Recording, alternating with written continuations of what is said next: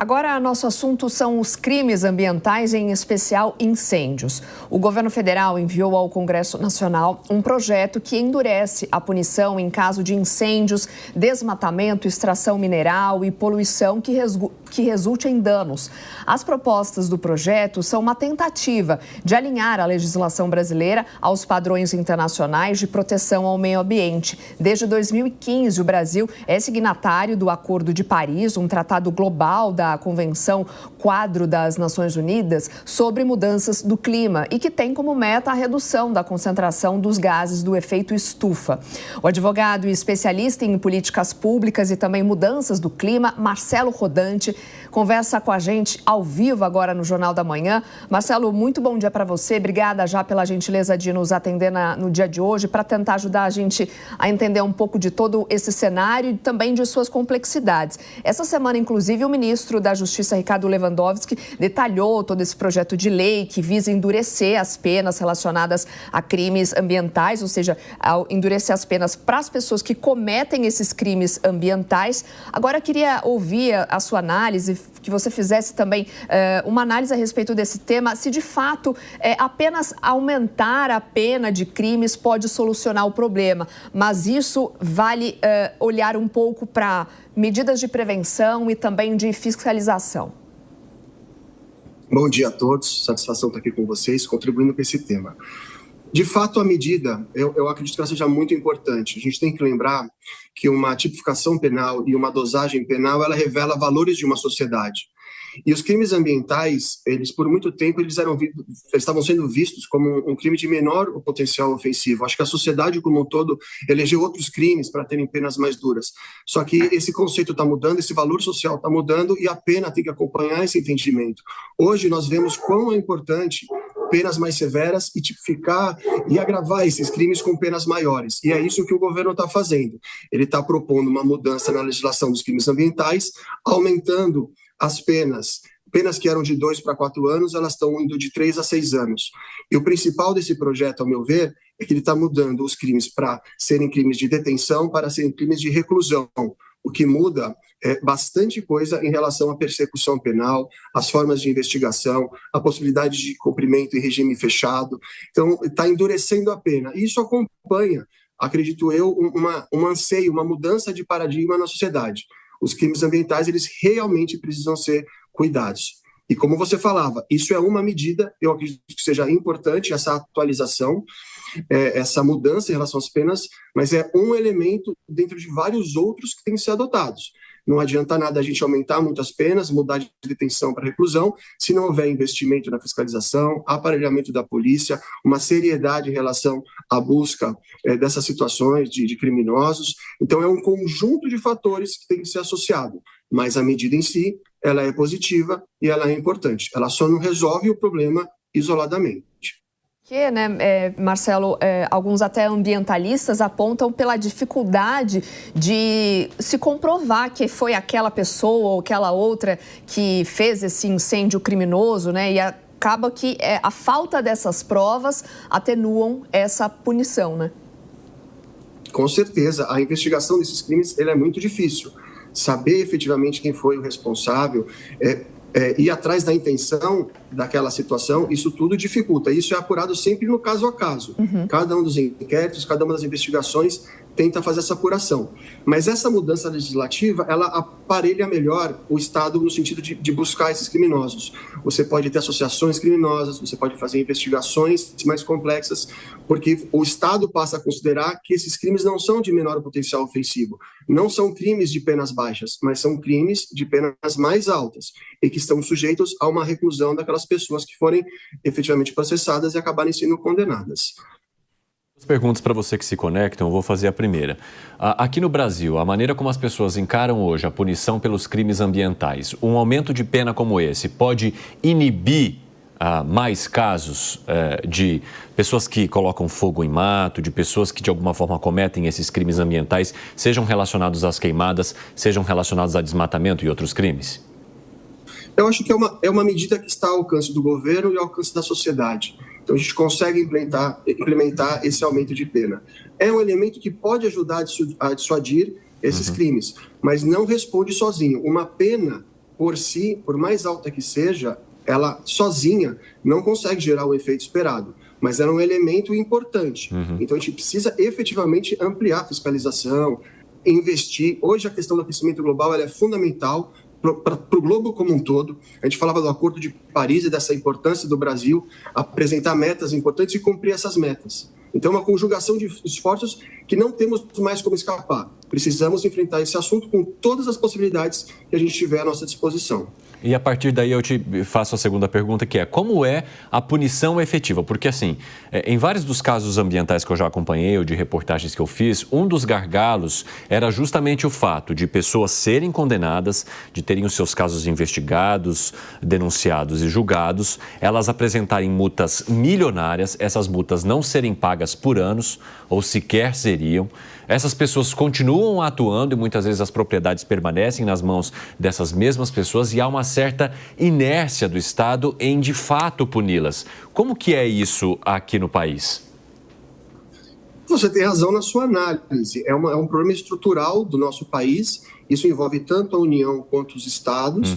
E essa dificuldade que a gente tem de efetivamente levar a cabo cada um desses casos, investigar cada um desses casos. Isso envolve um problema estrutural de financiamento. Existe um problema de educação, de conscientização de toda a população, de conscientização de eleitores do que é importante, de conscientizar as pessoas da emergência climática, isso é o principal. Mas eu realmente acredito, eu penso muito positivo que as pessoas elas estão entendendo, elas estão enfrentando esses temas e a gente vai melhorar enquanto sociedade. Eu, pelo menos, eu acredito nisso, eu penso positivo. Você conseguiria exemplificar o uso dessa mesma legislação que já é aplicada em outros países e que o Brasil poderia também ter como apoio para aplicar aqui? Olha, a gente, com essa mudança, aquilo que eu falava, a gente tira o crime de ser um crime ambiental, de ser de menor potencial ofensivo, com uma legislação mais branda, com várias possibilidades de defesa, por uma pena de reclusão e aumentando. Então, você melhora a forma de investigação, você pode fazer interceptação telefônica, você pode fazer associação criminosa, você pode conseguir medidas preventivas. Todas essas mudanças, elas ajudam o Estado a perseguir esses infratores e criminosos. E é importante lembrar também a todos que o que se combate é o incêndio florestal, é o incêndio criminoso. O fogo, por exemplo, ele pode ser controlado, ele pode ser solicitado, ele pode ser manejado adequadamente. Então, a gente tem que separar também muito bem essas figuras e conseguir compreender que o momento ele é de urgência climática. Então, essas medidas são importantes e elas têm que vir associadas a diversos outros procedimentos e esforços políticos e sociais. Sobre a necessidade de fiscalização também. Qual é a situação hoje aqui no país, né? Há digamos assim, uma falta de política de Estado para a estruturação dessas equipes que lidam hoje com os crimes ambientais, ou seja, essa estrutura ela vai aumentando ou ela vai sendo precarizada a partir do governo que entra, da política que é estabelecida e haveria necessidade de se ter mais uma política de Estado, ou seja, que ultrapasse a mudança de governo, a mudança de figura política que ocupa a cadeira na presidência da República? Sem dúvida alguma, mas essa é uma questão muito importante da nossa própria estruturação. Os governos passam, eles trazem as suas visões. A gente tem muito mais política de governo do que de Estado. Esta questão do clima, ela está se posicionando hoje globalmente. A questão do aquecimento global ela é muito séria. O posicionamento do Brasil perante as Nações Unidas e as suas NDCs, que são as contribuições nacionalmente determinadas, elas são muito importantes. É difícil você mudar esse panorama, mas nada impede de um governo vir com uma visão mais negacionista ou com uma visão mais desenvolvimentista. A gente precisa compreender a importância do desenvolvimento sustentável a partir de agora. Por muito tempo, desde a época pré-industrial, nós investimos em desenvolvimento, nós investimos numa matriz específica, essa matriz de combustíveis fósseis. E isso trouxe vantagem, isso trouxe crescimento, isso trouxe desenvolvimento para todos nós. Mas hoje a gente paga essa conta. Então a gente precisa rever essas posturas, mudar a matriz energética, cuidar da questão do desmatamento, das queimadas, da degradação. E a gente precisa, por uma questão de sobrevivência das próximas gerações, cuidar desse assunto. Então, acho que é uma pauta tão importante, de conscientização tão grande, que não vai poder mais ser plano de governo. Vai ter que ser, efetivamente, políticas de Estado e muito mais perenes. Porque, senão, o clamor social é que vai fazer a diferença, eu acredito. Vou chamar o nosso comentarista Cássio Miranda para também fazer parte desse bate-papo. Ele também vai te fazer uma pergunta, professor. Marcelo, bom dia. Óbvio que as legislações estão sempre sujeitas e é necessário que elas sejam revisitadas de tempos em tempos. Me preocupa, e eu queria saber a sua opinião, se este é o momento mais apropriado para nós revisitarmos as legislações ambientais, uma vez que nós estamos vivendo uma catástrofe ambiental, especialmente no Pantanal, com os ânimos aflorados, com a população clamando pelo aumento dessas penas. Isso torna o ambiente apropriado ou é capaz de nós termos uma nova legislação muito mais motivada por um sentimento do que por racionalidade efetivamente? Olha, eu acredito que tanto seja por racional, seja por emoção, pelos diversos vetores que podem levar, essa mudança ela é importante e ela é bem-vinda. A gente não tem mais tempo para aguardar. E essa mudança é o que está sob nosso controle, né? Muito mais do que a gente efetivamente em campo conseguir lidar com essas situações. Elas são estruturais, elas demandam uma educação, elas demandam um investimento, o reaparelhamento dos órgãos de fiscalização, mas mudar a legislação é o que está ao nosso alcance e que é um contributivo dentro dessa situação como um todo. Então, eu acredito que pouco importa se é uma questão de voto, se é uma questão de efetiva consciência. Precisamos nos mexer como sociedade, precisamos nos mexer como governo e a gente precisa fazer esse combate. Isso é muito importante, isso de fato é urgente. Várias revistas científicas apontam essa situação como sendo um ponto de não retorno, um ponto de inflexão.